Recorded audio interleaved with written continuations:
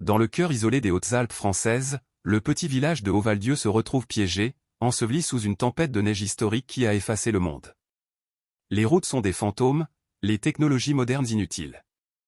Alors que la vie d'un jeune garçon est en jeu, une seule âme possède le courage et la connaissance ancestrale pour affronter l'immensité blanche, Élise, une meucheur dont les racines plongent aussi profondément dans la montagne que celles des plus vieux mélèzes. Sa seule carte est l'instinct de son chien de tête, Kael, qui sent sous ses pattes un chemin que nulle carte humaine n'a jamais tracé. Si cette épopée de courage et de confiance vous captive, n'oubliez pas de donner un like et de vous abonner pour plus d'histoires comme celle-ci. La neige avait commencé comme une promesse poétique, une douce couverture de fin d'automne sur les sommets du massif des Écrins. Mais la promesse s'était muée en menace, puis en un siège implacable. Depuis 3 jours, une tempête que les anciens eux-mêmes n'avaient jamais vue s'était acharnée sur la vallée, déversant des mètres de poudreuse légère et mortelle. Haut-Valdieu, un hameau de quelques dizaines d'âmes niché à plus de 2000 mètres d'altitude, était désormais une île dans un océan de blanc. Le silence qui suivit la dernière rafale de vent était plus terrifiant que la fureur de la tempête elle-même. C'était un silence de fin du monde, un silence qui absorbait tous les sons, tous les espoirs. Les lignes téléphoniques étaient mortes depuis longtemps, et même les radios satellites peinaient à percer la chape de nuages et l'atmosphère chargée d'électricité statique. Le seul lien avec le monde extérieur était une vieille radio à ondes courtes que le maire, Jean-Pierre, parvenait à faire fonctionner par intermittence, alimentée par un générateur au diesel dont le carburant diminuait à vue d'œil. Dans le petit dispensaire du village, le docteur Renaud, un médecin parisien venu chercher la quiétude des montagnes pour sa retraite, sentait la panique le gagner. La quiétude s'était transformée en prison glaciale. Sur le lit d'examen, le petit Léo Martin, âgé de 8 ans, respirait avec un sifflement rauque et alarmant. Sa fièvre brûlante ne cédait pas, et ses lèvres prenaient une teinte bleutée qui ne laissait rien présager de bon. Une pneumonie bactérienne sévère, fulgurante. Le docteur Renaud avait épuisé sa petite réserve d'antibiotiques à large spectre.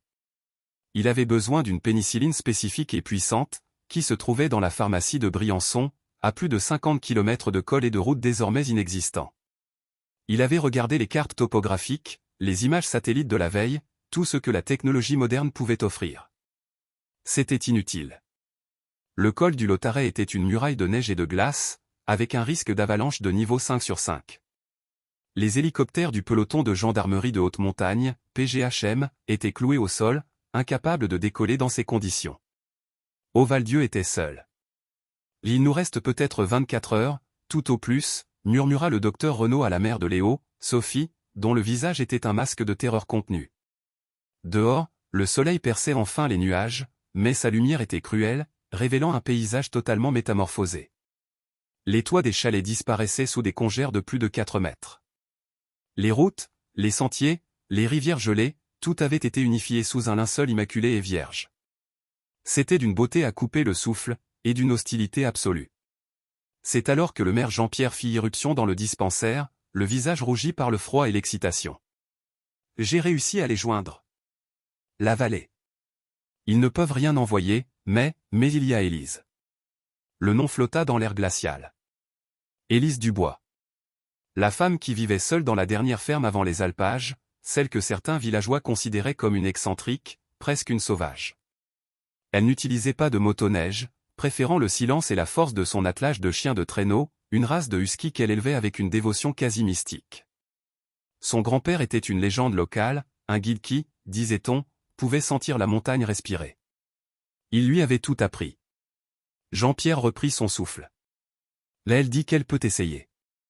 Elle dit que les cartes ne servent à rien maintenant.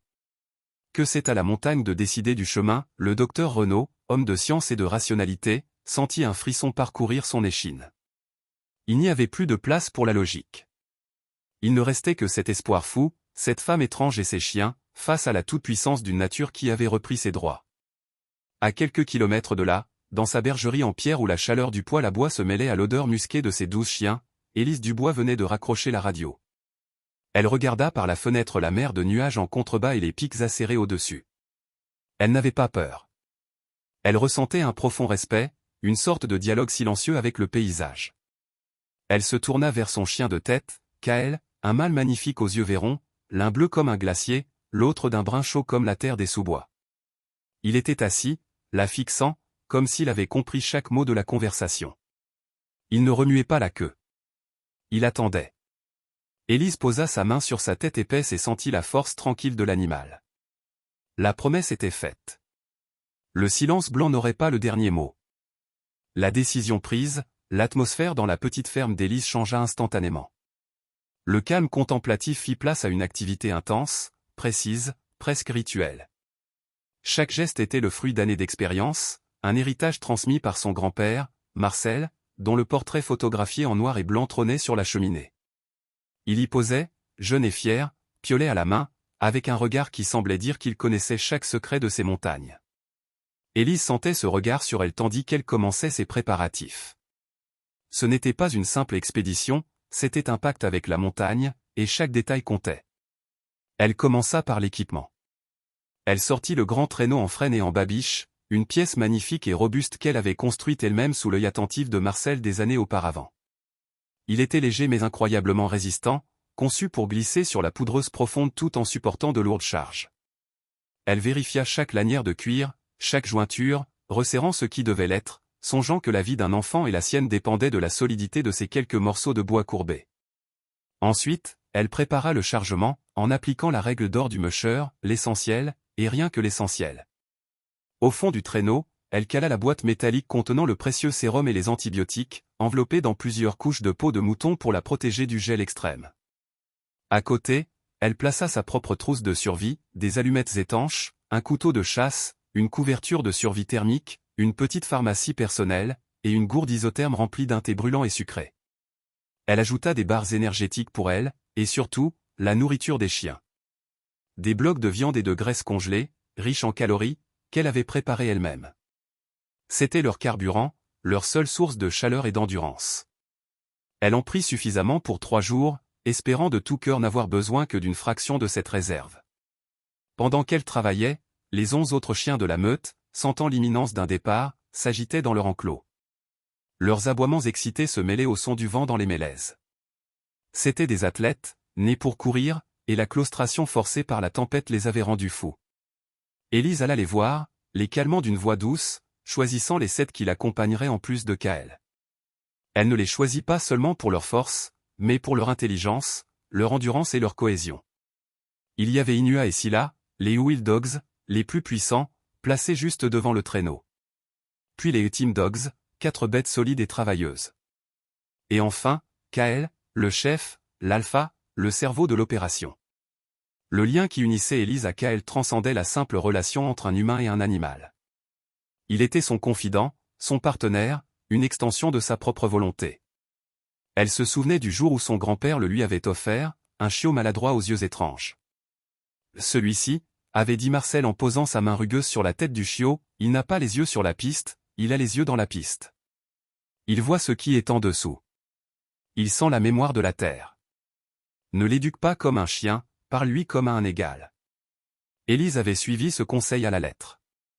Elle lui parlait constamment, non pas avec des ordres aboyés, mais avec des phrases calmes, lui expliquant où ils allaient, ce qu'elle ressentait. Et qu'elle semblait toujours comprendre. Tandis qu'elle ajustait son harnais, un harnais spécial, plus léger, qu'elle réservait aux missions difficiles, elle enfouit son visage dans sa fourrure épaisse. « C'est pour le petit Léo, mon grand », murmura-t-elle à son oreille. « Le chemin sera dur. Je ne le connais pas. C'est toi qui guideras. » Le chien répondit par un léger coup de langue sur sa joue, ses yeux fixés sur l'horizon blanc, une lueur d'intelligence et de détermination dans son regard. Avant de partir, Élise prit un instant pour elle. Elle enfila ses propres vêtements, des couches de laine et de fibres techniques sous une parka épaisse mais souple. Elle chaussa ses bottes de neige, vérifia ses lunettes de glacier. Un dernier regard au portrait de son grand-père. Elle se remémora ses paroles, des fragments de sagesse montagnarde qui lui revenaient souvent. N'aie jamais confiance en la montagne, Élise.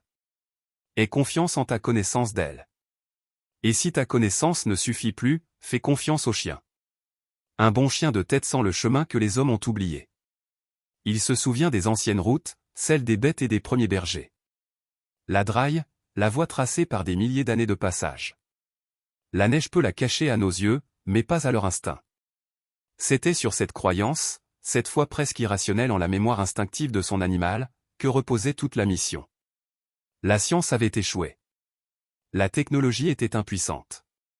Il ne restait que le savoir ancestral, la promesse d'une meucheur à un village, et l'instinct d'un chien face à l'immensité sauvage. Elle ouvrit la porte. Le froid la saisit, pur et mordant. L'attelage était prêt. Les chiens, tendus comme des arcs, attendaient son signal. D'une voix claire et forte qui fendit le silence, elle lança l'ordre « en avant ». Le traîneau s'ébranla dans un crissement doux, et ils plongèrent dans le blanc. Le départ de la ferme fut comme quitter le dernier bastion de la civilisation. Derrière eux, la fumée qui s'échappait de la cheminée d'Élise était un point gris et fragile, rapidement avalé par l'étendue blanche et aveuglante. Devant, il n'y avait rien. Aucune trace, aucune couleur autre que les 1000 nuances de blanc, de gris et du bleu pâle d'un ciel qui se dégageait à peine. Le monde était une toile vierge et hostile. Les premiers kilomètres furent d'une difficulté inouïe. La neige, si légère et poudreuse, n'offrait aucune prise. Les chiens s'enfonçaient jusqu'au poitrail, luttant pour chaque mètre, leur souffle formant des panaches de vapeur dense dans l'air glacial. Élise devait constamment descendre du traîneau, courir à côté, pousser dans les montées, utilisant son propre poids pour aider l'attelage à s'extraire des congères les plus profondes. Ses muscles brûlaient déjà, et l'air raréfié et gelé lacérait ses poumons. Elle avait l'habitude de l'effort, mais ceci était différent. Ce n'était pas une course, c'était un combat contre un élément qui avait tout submergé. Son plan initial, basé sur des décennies de pratique de cette montagne, était de suivre le tracé approximatif de la route d'été jusqu'au col du Loup, un passage réputé difficile mais direct qui surplombait la vallée de Haut-Val-Dieu. Elle naviguait à l'instinct, se fiant à la forme vague d'une crête lointaine, à l'inclinaison du terrain sous ses pieds, à la mémoire des lieux. Mais la tempête avait sculpté un nouveau paysage. Des corniches de neige monstrueuses, instables, s'étaient formées là où il n'y avait auparavant que des pentes douces. Des arbres centenaires avaient été brisés comme des allumettes, formant des obstacles imprévus. La rivière, habituellement un repère fiable même gelé, avait totalement disparu sous des mètres de neige, rendant sa traversée potentiellement mortelle si la glace venait à céder sous le poids de l'attelage. Élise sortit sa boussole et sa carte topographique, plus par habitude que par réelle conviction. Elle essuya la buée qui se formait sur le verre. L'aiguille tremblait, indiquant le nord, mais que valait un point cardinal quand tout le reste était méconnaissable? Les courbes de niveau sur la carte étaient une abstraction, une plaisanterie face à la réalité du terrain. Chaque combe, chaque vallon était comblé, lissé par la neige, créant une illusion de platitude trompeuse qui pouvait cacher des crevasses ou des falaises. Alors qu'ils approchaient de la zone que sa carte identifiait comme l'entrée du col du Loup, un sentiment de malaise grandit en elle. L'atmosphère avait changé. Le vent, qui s'était calmé, recommençait à souffler en rafales sournoises, soulevant des tourbillons de poudrerie qui dansaient comme des spectres. Les chiens devenaient nerveux. Kael, en tête, ralentissait souvent, tournant la tête, les oreilles dressées, humant l'air. Il semblait hésiter, ce qui n'était absolument pas dans son caractère. Élise s'arrêta et sortit ses jumelles. Elle balaya la paroi qui devait mener au col. Son cœur se serra. La face de la montagne était une vision d'horreur pour tout montagnard. D'énormes plaques avant s'étaient formées, des accumulations de neige instable qui n'attendaient qu'une vibration, un son, pour se décrocher en une avalanche dévastatrice. Le passage était un piège mortel. Tenter de le franchir serait un suicide. La route qu'elle connaissait, la seule route qu'elle avait jamais envisagée, était fermée. C'était une impasse. Le désespoir, froid et tranchant comme une lame de glace, la perça. Elle pensa au petit Léo, à son souffle sifflant. Elle pensa à la promesse faite au village. Devait-elle faire demi-tour? Admettre son échec? L'idée était insupportable. Elle s'assit sur le bord du traîneau, le visage entre ses mains gantées, le souffle court. Les chiens, sentant son désarroi, s'étaient couchés dans la neige, formant un cercle protecteur autour d'elle. Le silence était total, seulement troublé par le sifflement du vent sur les arêtes. Elle se sentit incroyablement petite, une créature insignifiante face à l'indifférence colossale de la montagne. C'était l'épreuve de vérité.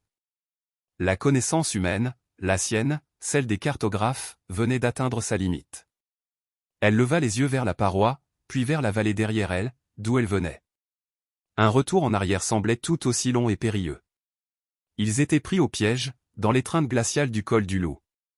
C'est à ce moment précis, au plus profond de son abattement, qu'elle sentit un museau humide se presser contre sa joue. C'était Kael. Il s'était détaché de la ligne de trait et était venu jusqu'à elle. Il la regarda fixement, ses yeux verrons brillants d'une intelligence presque humaine. Il ne gémissait pas, il ne semblait pas inquiet. Il semblait attendre quelque chose. Il poussa un léger jappement, puis tourna la tête vers la droite, vers une direction qu'Élise n'aurait jamais envisagée, une forêt dense de mélèzes qui s'accrochait à une pente abrupte, une zone sans sentier, un chaos d'arbres et de rochers qu'elle avait toujours jugé impraticables. Le choix était brutalement simple, l'échec certain en retournant sur ses pas, la mort probable en tentant le col, ou l'inconnu absolu en suivant son chien. Le moment suspendu dura une éternité. Le vent glacial mordait les joues d'Élise, mais elle ne le sentait pas. Tout son être était concentré sur le dilemme qui se présentait à elle. Devant, le col infranchissable, un mur de certitude mortelle. Derrière, le chemin du retour, synonyme d'échec et de la perte du petit Léo. Et à droite, cette proposition silencieuse de Kaël, un regard insistant vers une forêt sombre et hostile qui ne figurait sur aucune carte comme un passage viable. C'était la quintessence du conflit entre la raison et l'intuition. Sa raison, forgée par son expérience de montagnarde, lui hurlait que s'engager dans cette forêt dense, sur une pente pareille, avec un attelage, était une folie. Le risque de se coincer entre des arbres, de faire une chute, de se perdre dans un dédale sans issue était immense. C'était l'option la plus irrationnelle. Mais ensuite, il y avait l'autre voie, plus profonde, plus ancienne. La voix de son grand-père, Marcel. Fais confiance au chien. Il sent la mémoire de la terre. Élise regarda Kaël. Le chien n'avait pas bougé.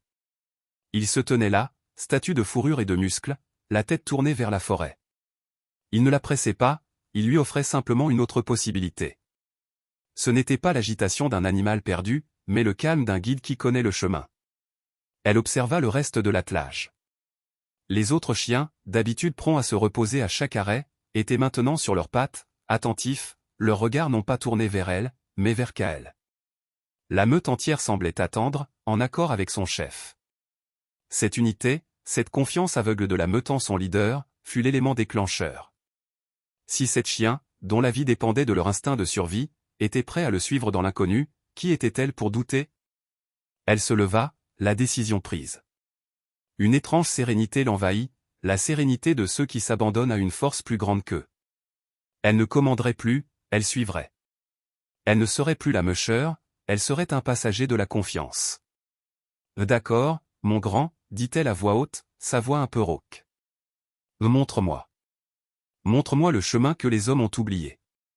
Elle fit le tour de l'attelage, changeant la configuration de la ligne de trait pour leur donner plus de flexibilité dans les virages serrés qu'elle anticipait.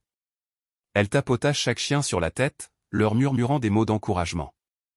Puis, elle retourna au traîneau, agrippant fermement les mancherons. Kaël, sans même attendre un ordre verbal, se tendit. Il ne partit pas en trombe. Il commença à marcher, lentement, avec une détermination palpable, tirant l'attelage non pas en montant directement dans la pente, mais en la longeant, trouvant une ligne de moindre résistance qu'Élise n'aurait jamais pu deviner. Il ne se dirigeait pas au hasard. Ses mouvements étaient délibérés. Il contournait un amas de rochers invisibles sous la neige, passait juste à côté d'un jeune arbre presque entièrement enseveli, évitait une zone où la neige semblait plus profonde, plus molle. C'était comme s'il lisait une carte invisible, une carte en 3 dimensions faite d'odeurs, de vibrations et de changements subtils dans la consistance de la neige sous ses pattes. Ils entrèrent dans la forêt de mélèzes. Le silence devint encore plus profond, assourdi par les arbres chargés de neige. La lumière, filtrée par les branches, prit une teinte dorée et irréelle. Le chemin que Kaël choisissait était sinueux, illogique pour un esprit humain, mais étonnamment efficace. Il se faufilait entre les troncs avec une précision millimétrique, là où Élise aurait juré que le traîneau ne pourrait jamais passer. Elle devait se contorsionner, se pencher, anticiper les virages, travaillant en parfaite symbiose avec ses chiens. Elle ne criait plus d'ordre de direction. Elle se contentait de murmurer « Bien, Kaël, oui, c'est bien », laissant l'animal faire tous les choix. Elle commença à remarquer des détails infimes. Le chemin que suivait Kaël semblait correspondre à une sorte de terrassement naturel, une légère dépression dans le sol, presque imperceptible. Parfois, elle apercevait, à moitié enfoui, un vieux muret de pierres sèches, vestige d'un temps où les bergers guidaient leurs troupeaux dans ces alpages. Personne n'empruntait plus ces passages. Les routes modernes, les tunnels, les remontées mécaniques les avaient rendus obsolètes, les avaient effacés de la mémoire collective. Mais pas de la mémoire de la terre. pas de l'instinct de Kael. Les paroles de son grand-père résonnaient en elle avec une clarté nouvelle. La Draille. Ce n'était pas une métaphore. C'était une réalité physique, une voix ancestrale battue par le passage de milliers de moutons, de chèvres, d'hommes et de chiens pendant des siècles. Le sol y était plus tassé, la végétation différente. Même sous 2 mètres de neige, cette différence subtile existait, une signature énergétique, une trace olfactive que seul un instinct animal surdéveloppé pouvait déceler. Kael ne suivait pas une piste, il suivait une histoire. Il lisait le passé pour tracer un chemin vers le futur. 1 heure passa, puis 2. La progression était lente mais constante. Il montait en altitude, mais la pente était régulière, gérable. Le danger du col du Loup semblait loin maintenant, un autre monde. Élise ne se sentait plus perdue. Elle était exactement là où elle devait être. Une immense vague de gratitude et d'admiration pour son chien la submergea. Cet animal, ce compagnon silencieux, détenait une sagesse que l'humanité avait perdue. Il était le pont entre le monde moderne et les savoirs anciens. L'instinct de Kael n'était pas juste un instinct animal. C'était l'héritage vivant de la montagne. Le voyage à travers la forêt de Mélès se transforma en une expérience quasi mystique. Le monde extérieur, avec ses tempêtes et ses angoisses, semblait s'être dissous. Ici, sous le couvert des arbres centenaires, le temps lui-même paraissait ralentir. Le seul son était le halètement régulier des chiens, le glissement feutré du traîneau sur la neige et le craquement occasionnel d'une branche sous son lourd fardeau blanc.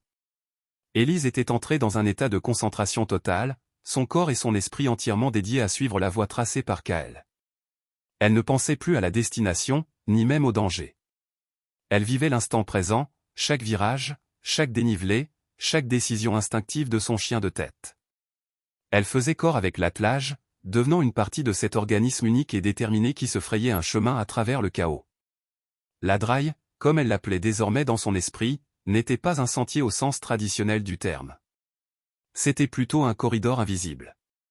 Parfois, elle se manifestait par des indices physiques qu'Élise apprenait à reconnaître. Une rangée d'arbres étrangement alignés, comme s'ils avaient poussé en bordure d'un chemin aujourd'hui disparu.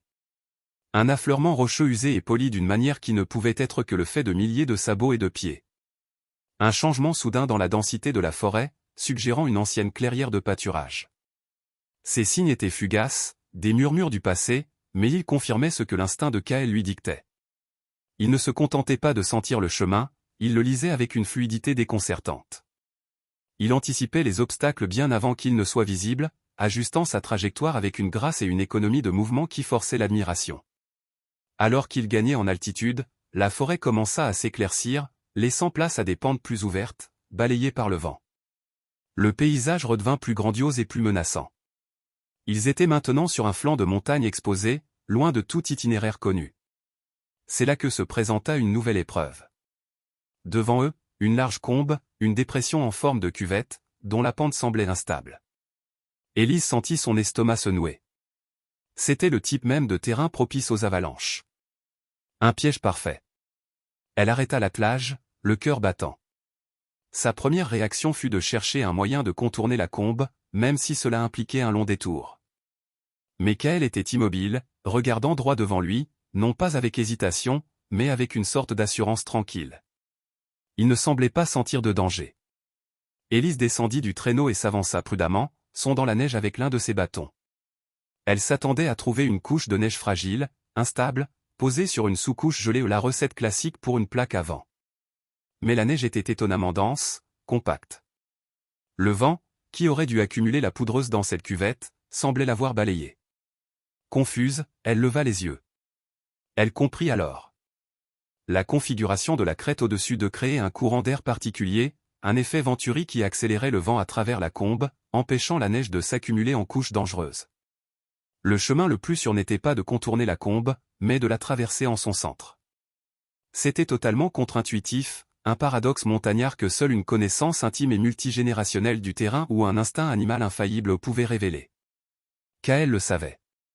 Il n'avait pas besoin d'analyser les crêtes ou la texture de la neige. Il le sentait. C'était une connaissance innée, inscrite dans ses gènes. Rassurée, mais non moins impressionnée, Élise remonta sur le traîneau. « Tu as raison, mon vieux. » Comme toujours. L'attelage traversa la combe sans incident. De l'autre côté, ils trouvèrent refuge derrière une barre rocheuse pour une courte pause. Élise distribua aux chiens des morceaux de graisse congelée, une récompense et un carburant vital. Tandis qu'ils dévoraient leur ration, elle s'assit et contempla le chemin parcouru. Ils avaient contourné le col du Loup par une voie qu'aucun guide de haute montagne n'aurait osé recommander. Ils avaient traversé des zones jugées impraticables. Et ils avançaient. Le soleil commençait à décliner sur l'horizon, peignant le ciel de teintes roses et orangées. La beauté du spectacle était à la fois sublime et angoissante. La nuit en haute montagne, en plein hiver, n'était pas une amie. Les températures allaient chuter de façon dramatique. Ils devaient trouver un abri avant l'obscurité totale. Elle scruta les environs, cherchant une grotte, un surplomb rocheux, n'importe quoi qui pourrait les protéger du vent glacial de la nuit. Mais il n'y avait que des pentes de neige à perte de vue. Une fois de plus, alors que l'inquiétude la gagnait, elle se tourna vers Kael. Le chien avait fini sa collation et regardait plus haut sur la pente, vers un amoncellement de rochers sombres qui semblaient insignifiants.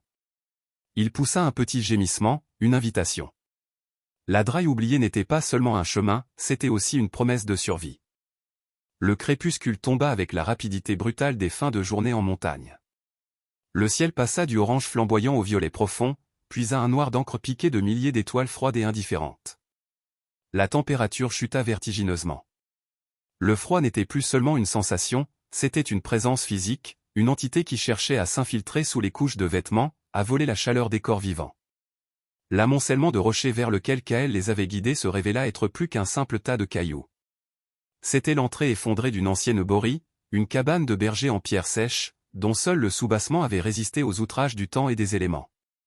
Le toit avait disparu depuis longtemps, mais les murs restants, surmontés d'une épaisse congère, formaient un abri précaire mais providentiel, une alcôve protégée du vent mordant. C'était un havre. Élise travailla vite, ses gestes précis malgré la fatigue qui engourdissait ses membres. D'abord, s'occuper des chiens. Elle les détela un par un, vérifiant leurs pattes, massant leurs muscles endoloris. Elle leur distribua une ration de nourriture plus conséquente, puis utilisa sa petite pelle à neige pour creuser pour chacun un nid dans la poudreuse, à l'intérieur de l'abri. Les chiens, épuisés, se roulèrent en boule, leur épaisse fourrure et leur queue rabattue sur leur museau les transformant en cocons de chaleur autonomes.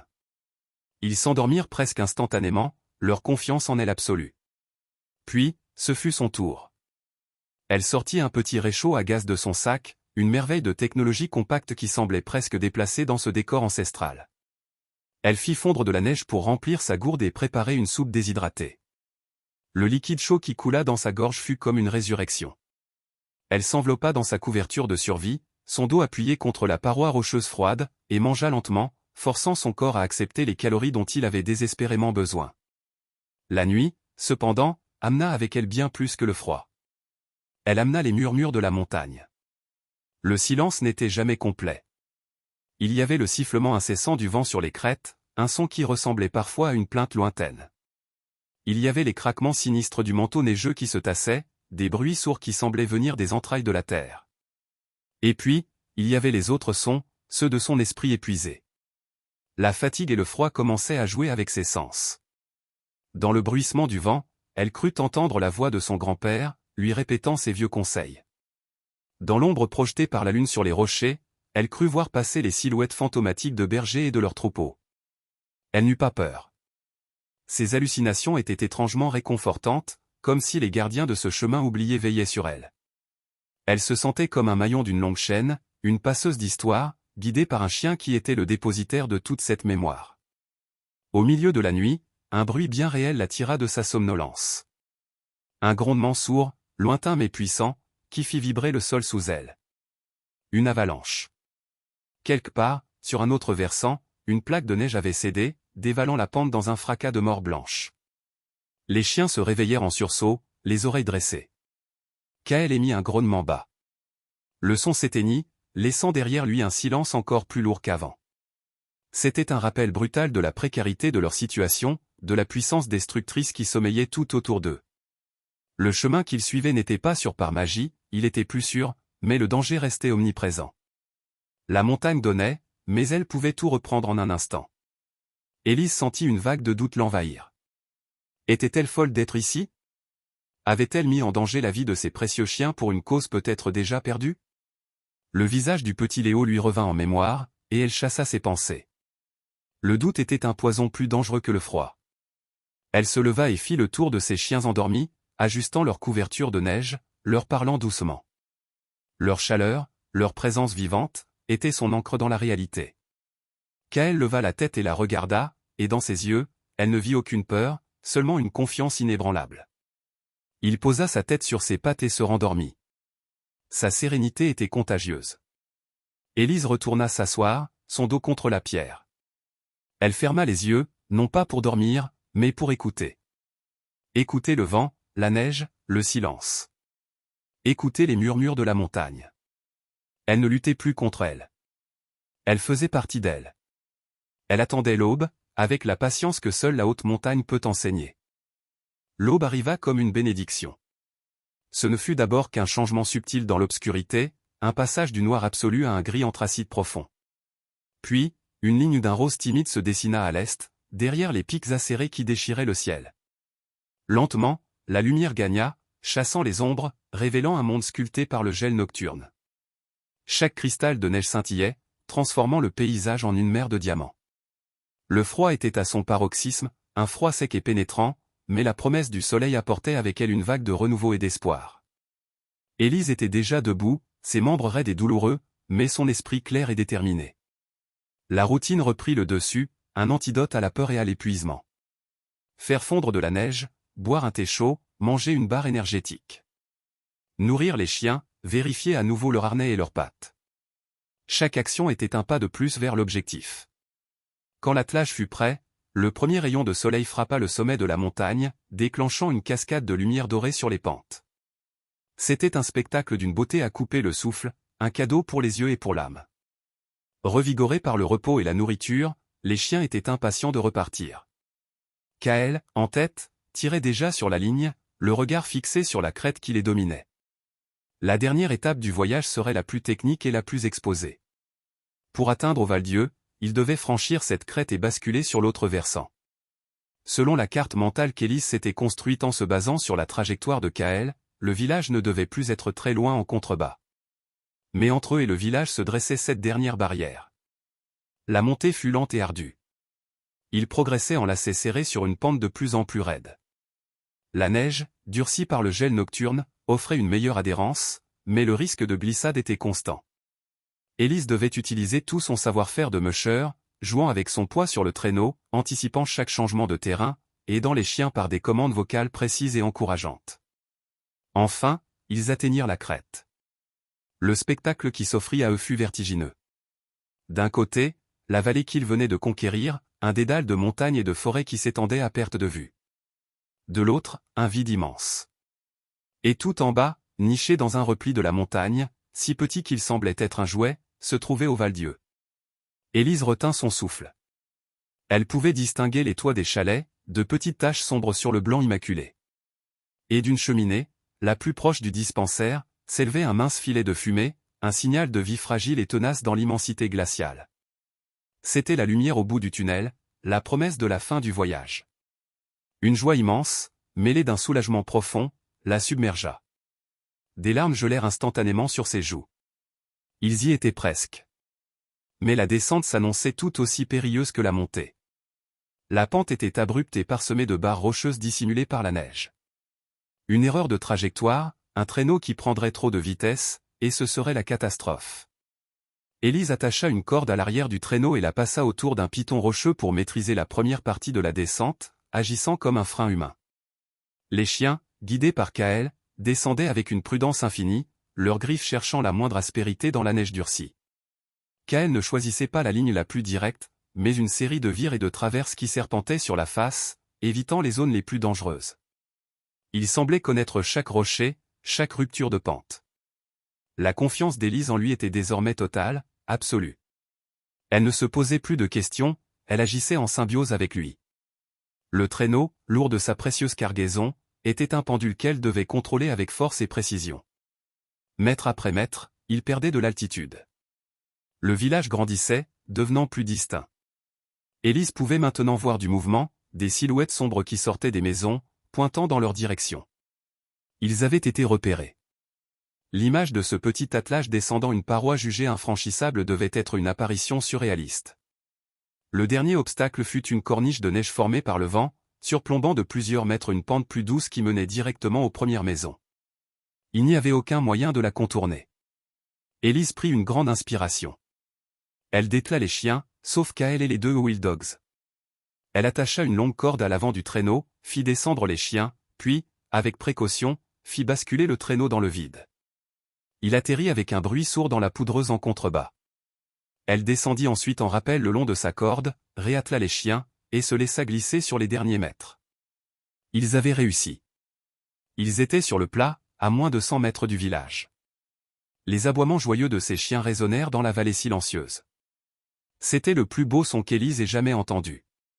C'était le son de la victoire, de la vie, de la promesse tenue. Devant elle, la lumière de Haut-Val-Dieu n'était plus un point lointain, mais un accueil chaleureux qui venait à sa rencontre. L'arrivée dans Haut-Val-Dieu fut un moment suspendu dans le temps.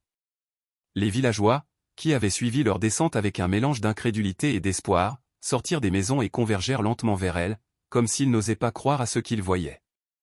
Leurs visages, marqués par des jours d'angoisse et de froid, exprimaient une gratitude muette et profonde. Le maire Jean-Pierre et le docteur Renaud furent les premiers à l'atteindre.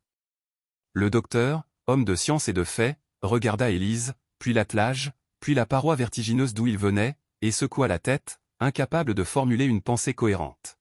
« Un comment » fut le seul mot qui sortit de sa bouche. Élise, épuisée, se contenta de détacher la boîte métallique du traîneau et de la lui tendre. « Pour le petit Léo. Faites vite. » Sans un mot de plus, le docteur Renaud s'empara du précieux colis et courut vers le dispensaire. Le silence fut rompu par les applaudissements, d'abord timides, puis de plus en plus forts, un hommage vibrant à son courage. Mais Élise leva la main pour les arrêter.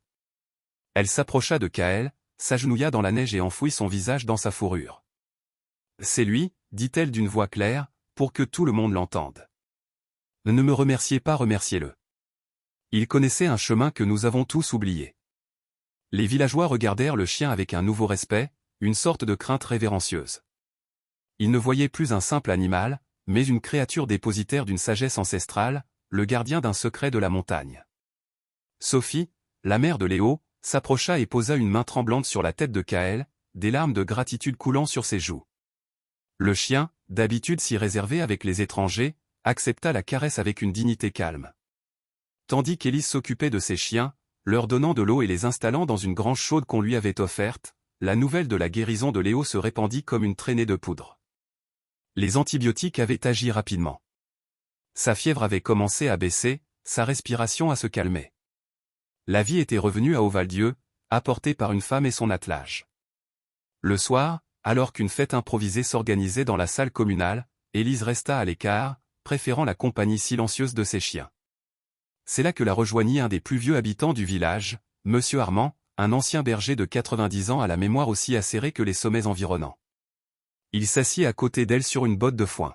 « La draille des agneaux, dit-il sans préambule, sa voix comme le froissement d'un vieux parchemin. Élise se tourna vers lui. « C'est le nom de la voie que vous avez prise. Mon grand-père me l'a montré quand j'étais enfant. Une route de transhumance. Elle a été abandonnée il y a plus d'un siècle, quand la nouvelle route du col a été construite. On disait qu'elle était effacée, perdue. » Il sortit de sa poche une vieille carte jaunie, dessinée à la main. D'un doigt noueux, il traça un itinéraire qui contournait le col du Loup, traversait la forêt de Mélèze et franchissait la crête exactement là où Élise et Kael étaient passés. C'était le chemin. Il existait. Ce n'était pas une hallucination ou un miracle. C'était un savoir, un héritage qui avait été négligé, enterré sous la modernité, mais qui n'avait jamais vraiment disparu. Les hommes oublient, poursuivit le vieil homme en regardant Kael qui dormait à leurs pieds. La terre, elle, se souvient. Et les bêtes qui vivent près d'elle se souviennent aussi. Ce chien, il n'a pas trouvé un chemin, il l'a reconnu. Ces mots firent écho en Élise avec une profonde vérité. Elle comprit alors la pleine signification de son voyage. Elle n'avait pas conquis la montagne. Elle avait été acceptée par elle. Elle n'avait pas bravé la nature, elle avait collaboré avec elle, en écoutant son langage le plus subtil, transmis par l'intermédiaire de son chien. Quelques jours plus tard, le temps s'étant amélioré, les hélicoptères purent enfin atteindre Haut-Val-Dieu. Les journalistes arrivèrent, avides d'histoires de survie et d'héroïsme. Ils parlèrent d'Élise comme d'une héroïne des neiges, une aventurière intrépide. Mais Élise déclina poliment la plupart des interviews.